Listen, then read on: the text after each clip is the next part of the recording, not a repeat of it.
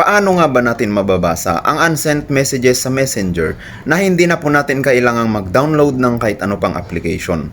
Kung interesado po kayo, tapusin lang po ninyo ang video na ito. Para po gumana ang ating gagawin, pumunta po tayo sa settings ng ating cellphone.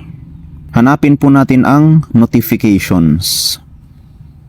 Hindi ko po sure kung sa lahat ng cellphone ay meron nito, pero ang gamit ko po ngayon ay Vivo V27. Pindutin po natin ang notification history.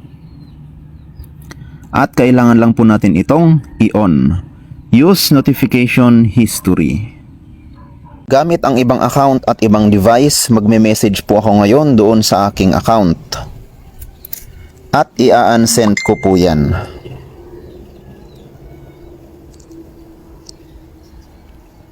Para malaman o mabasa po natin yung unsent message, bumalik po tayo sa settings ng ating cellphone. Hanapin po ulit natin yung notifications.